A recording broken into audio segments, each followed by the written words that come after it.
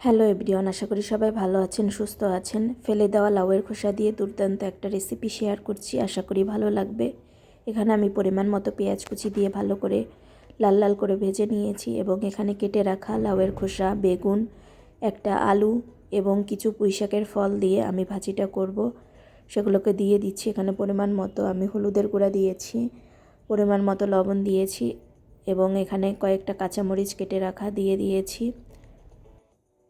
এখন সব উপকরণগুলোকে ভালো করে মিশিয়ে নিব।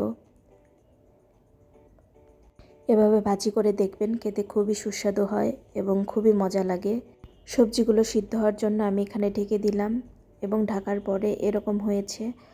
আমি এখন ভালো করে এগুলোকে নাড়াচাড়া করে নিচ্ছি এবং অল্প আছে এখন ভাজতে হবে, লাল লাল হওয়া পর্যন্ত আমি ভেজে নিব। এখানে আমি ছোট মাছ দিয়েছি, ছোট মাছ দিয়ে খেতে খুবই মজা লাগে। প্রোটিনের ঘাটতি মেটাতে ছোট মাছ খুবই কার্যকারী, হাড় মজবুতে সাহায্য করে, স্মৃতিশক্তি বৃদ্ধিতে সাহায্য করে। এছাড়া লাউয়ের খোসায় প্রচুর পরিমাণে পুষ্টিগুণ রয়েছে।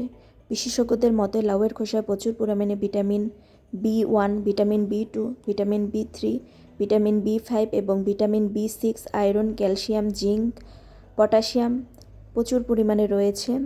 তাই ফেলে না দিয়ে এভাবে ভাজি করতে পারেন, খেতে খুবই মজা এবং সুস্বাদু। একবার হলেও বাসায় ট্রাই করে দেখবেন, আশা করি খুবই ভালো লাগবে। নিত্য নতুন ভিডিও পেতে আমার ইউটিউব চ্যানেলটি সাবস্ক্রাইব করে পাশে থাকবেন। ধন্যবাদ।